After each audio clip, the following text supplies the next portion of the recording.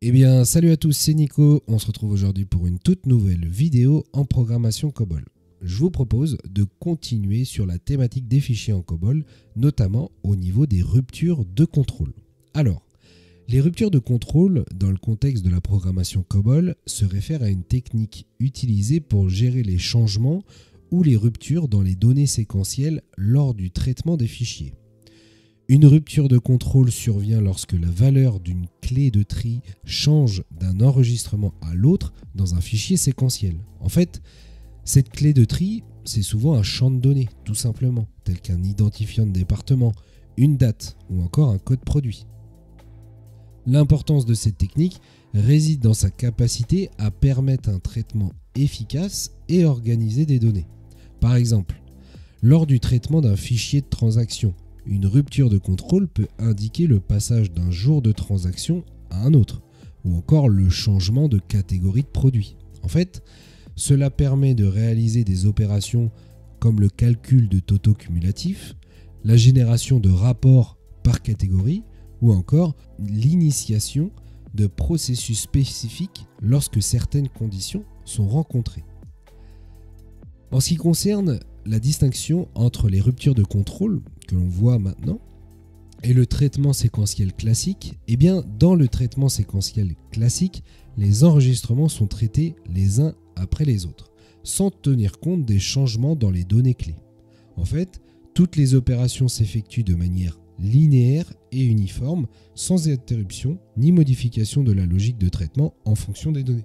En revanche, les ruptures de contrôle introduisent une couche supplémentaire de logique. Elles nécessitent une surveillance constante des champs clés pour détecter toute modification significative. Lorsqu'une modification est détectée, le programme peut exécuter des actions spécifiques comme initialiser des compteurs, imprimer des sous-totaux ou encore effectuer des calculs arithmétiques tout simplement. Ensuite, en ce qui concerne les critères pour identifier un point de rupture. En fait, l'identification des points de rupture dans un fichier séquentiel COBOL repose sur la détermination des critères qui signalent un changement significatif dans les données. Ces critères sont généralement basés sur les clés ou les champs spécifiques des enregistrements qui, lorsqu'ils changent, indiquent une transition importante dans le flux des données. Les points de rupture sont souvent associés à des éléments tels que des codes d'identification, par exemple un ID de département, des dates, un changement de jour, de mois, d'année, ou tout autre marqueur logique qui signifie une transition dans le jeu de données. Pour identifier efficacement un point de rupture, il est crucial de comprendre la structure des données et la signification des différents champs, évidemment. Une fois les critères de rupture identifiés, différentes techniques peuvent être utilisées pour détecter ces changements. Déjà, on va avoir des variables de contrôle. Utiliser des variables de contrôle pour suivre les valeurs actuelles des champs clés. Par exemple, à chaque lecture d'un nouvel enregistrement, comparer les champs clés avec les valeurs dans la variable de contrôle.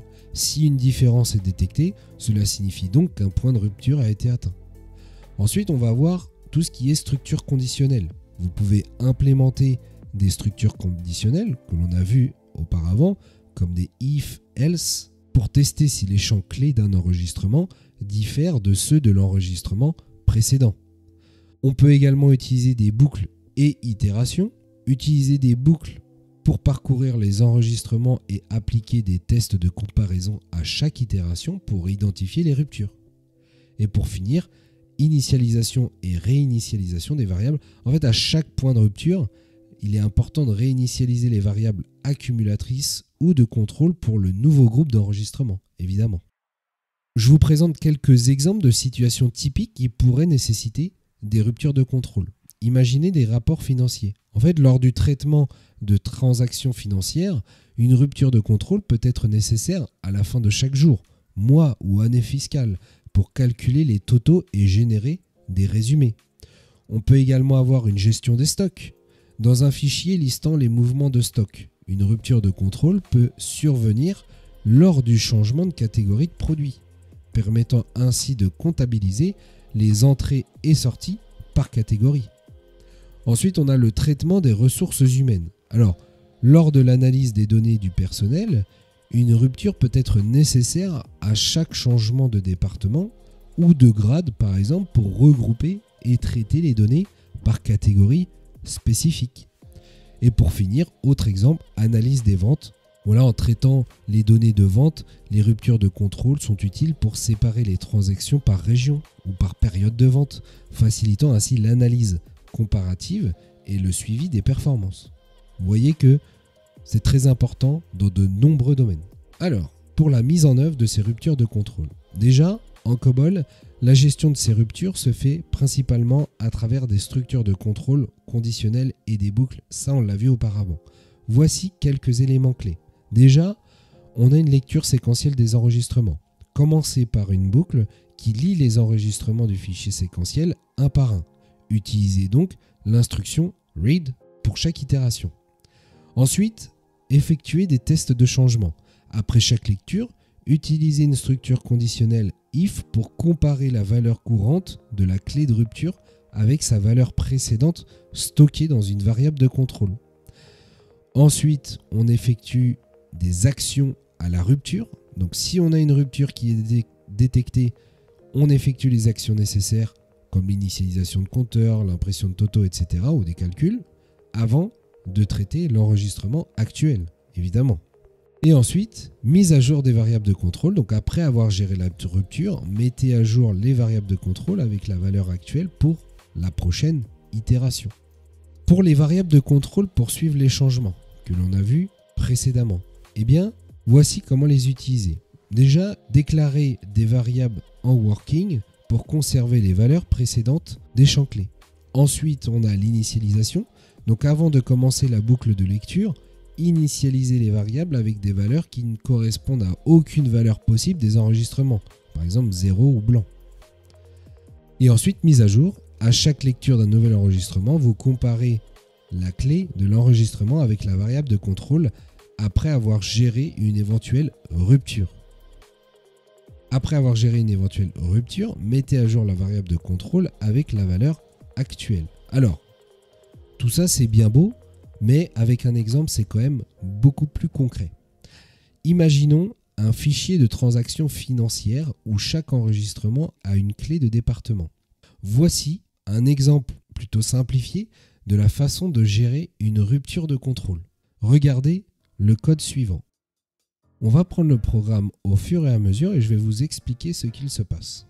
Au niveau des sections de données, donc déjà dans l'Environment Division, vous voyez qu'on a la déclaration de la correspondance entre le nom interne du fichier que l'on va utiliser, le fichier transaction, et le nom externe logique indiqué ici par transaction DD, en fait qui fait le pont entre le programme COBOL et le JCL où est référencé le nom physique du fichier. Donc ça on l'a vu précédemment.